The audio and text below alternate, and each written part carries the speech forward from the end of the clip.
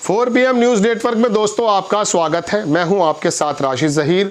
राहुल गांधी और कांग्रेस आई हो सकता किसी पशुपेश में हो। उनको मालूम नहीं कि दिल्ली चुनाव में उतरना किस प्रकार से है। देर कर दी, उतर आए, अच्छी बात है। लेकिन मैं आपको बता दूं, अगर दिल्ली के अंदर कांग्रेस आई, राहुल गांधी इस प्रकार से चुनाव नहीं लड़े जिस प्रकार आक्रामकता की जरूरत है, तो उत्तर प्रदेश और बिहार के अंदर 26 और 27 में जो चुनाव होने वाले हैं, वहां पर कांग्रेस के संगठन के कार्यकर्ताओं के कॉन्फिडेंस बिल्कुल जमीन पर चले जाएंगे। और शायद यही सोचते हुए राहुल गांधी आखिरकार आक्रामकता दिखाते हुए रोड पर उतर भी आए और दिल्ली के चुनाव के अंदर केजरीवाल की परेशानी थोड़ी बढ़ भी सकती है। हो सकता है, उम्मीद नहीं है लेकिन हो सकता है। लेकिन अगर ऐसा हो रहा है तो इससे फायदा नुकसान क्या है? देखिए, राहुल गांधी ने किसी भी सूरत में गठबंधन का धर्म निभाने में आखिरी पायदान तक पहुंच गए। जब तक गठबंधन रहा या था या है, तब तक वो अपनी कांग्रेस का नाम ना लेकर इंडिया गठबंधन का नाम लेते रहे। कहीं पर भी हर किसी को प्रेफरेंस दी। उत्तर प्रदेश में उपचुनाव हुए, 1 या 2 सीट लेना भी मंजूर नहीं किया, चलिए आप ही लड़ दीजिए।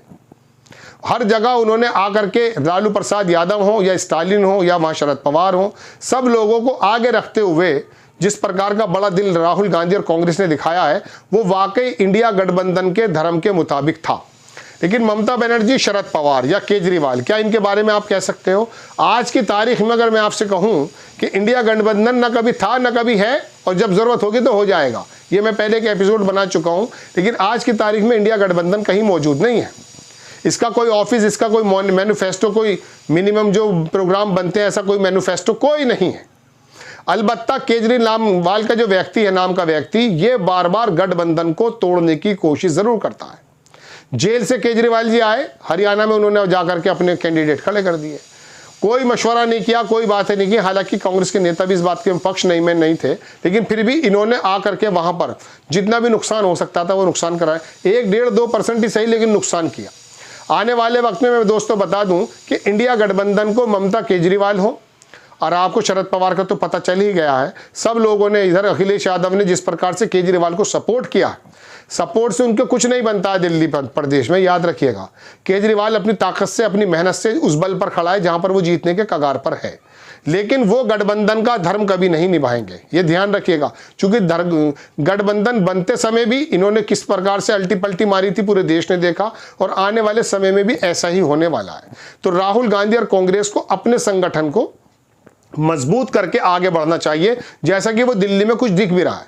2, 4, 5, 6 दिन भले ही बचे हों, लेकिन ऐसी सूरत में कांग्रेस अगर पूरी तरह से इलेक्शन लड़ेगी, हारने और जीतने की तो बात अलग है, लेकिन कम से कम 26 और 27 में जो इलेक्शन होने वाले हैं बिहार, उत्तर प्रदेश में, संगठन को ये पता चल जाएगा कि किसी भी कारणवश कांग्रेस आई गठबंधन में ऐसा काम नहीं करेगी कि वो बिल्कुल ही झुक जाए। क्योंकि इन लोगों ने, अखिलेश यादव हो, ममता बनर्जी, जो 4-6 लोगों का मैं नाम ले रहा हूं, इन्होंने गठबंधन को तोड़ने में कभी कोई कमी नहीं की है। सिर्फ राहुल गांधी एक ऐसे व्यक्ति रहे दोस्तों जिन्होंने गठबंधन के धर्म को निभाने की कोशिश की है, और उन्होंने कहा कि मिलजुल करके अगर फिरका परस्त ताकतों से लड़ सकते हैं तो लड़ना चाहिए। लेकिन ये लोग कभी अडानी का समर्थन करते नजर आते हैं, कभी अपनी राजनीति चमकाते हुए नजर आते हैं। अब कांग्रेस को अपने ही बल पर, राहुल गांधी एक ऐसे नेता देश में बन चुके हैं कि वो अपनी भारत जोड़ो यात्रा नहीं, जिधर से भी गुजर जाएंगे एक समूह बन जाएगा। बस शर्त इतनी है कि जहां पर भी वो जाएं, वहां के लोकल छत्रपों को डायरेक्टली इकट्ठा करके एड्रेस करें, बात करें, वक्त गुजारें, और सोशल मीडिया के माध्यम से, ट्विटर के माध्यम से, तमाम जो माध्यम उनके पास है, गोदी मीडिया तो नहीं करेगा, उससे लोगों तक पहुंचने की कोशिश करें। फिजिकल तो वो जाते हैं, इसमें कोई दो राय नहीं है, कोई नेता ऐसा नहीं कर पाया। लेकिन इससे खाली मसला हल नहीं होगा जब तक आपका जाल पूरी तरह से नहीं बिछ जाएगा। वो बिछेगा कैसे? कि गठबंधन का राग अलापना बिल्कुल बंद कर दें। गठबंधन के बारे में सोचे ना, क्योंकि गठबंधन के बारे में आम वर्ग भी ये सोचता कि अगर मिली जुली सरकार आएगी तो ये पता नहीं कैसे चलाएंगे। हालांकि मिली जुली सरकार इस समय मोदी जी भी चला रहे हैं, लेकिन किसी गठबंधन के उनके साथी का नाम सुनते हैं आप? नीतीश कुमार को बिला वजह की इस बारे में तो बताया जाता कि अब गए और तब गए, आने वाले और जाने वाले, लेकिन कोई गठबंधन का नाम नहीं आता है।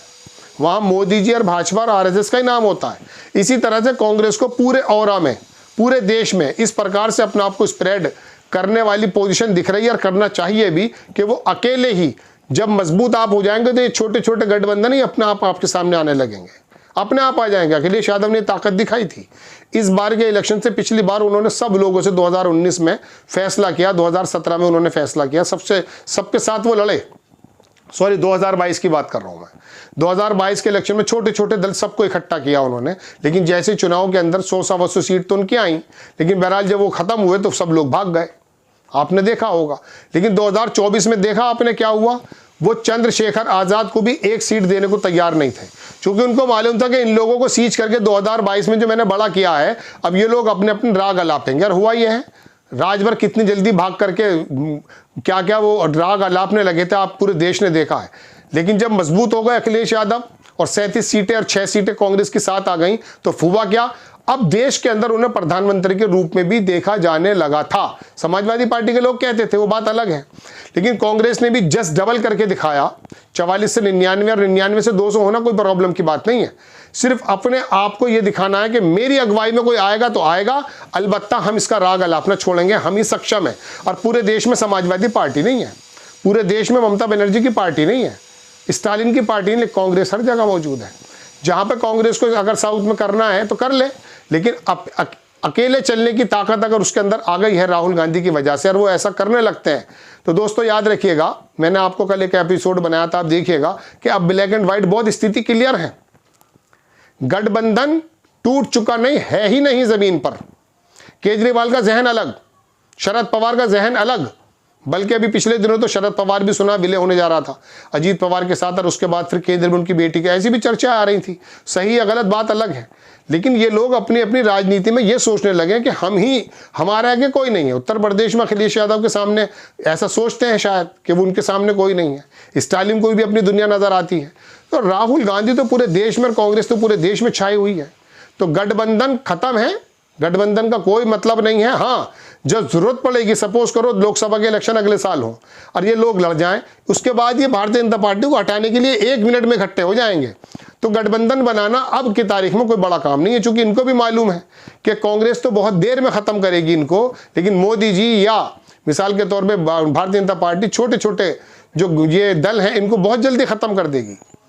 तो कांग्रेस आई और राहुल गांधी अकेले एक ऐसे व्यक्ति हैं, ऐसी पार्टी है जिनको ये शायद समझ में आ गया कि गठबंधन अब जमीन पर खुश नहीं है, और यही सोचते हुए मेरे ख्याल से वो दिल्ली के चुनाव में उतरे हैं। और आकर के अब देखिएगा आने वाले वक्त में, अगर उन्होंने, मैंने पहले भी कहा है कि 2 समाजों को अगर उन्होंने बना लिया, अपनी तरफ कर लिया, तो कोई ज़रूरत नहीं है कैंडिडेट दूसरे समाज से लीजिए। 2 समाज आपकी तरफ अगर आ गए तो ये 100 सीट 250 में या 300 में तब्दील होने में कोई बड़ा काम नहीं है। थोड़े से आपको स्प्रेड करने की ज़रूरत है।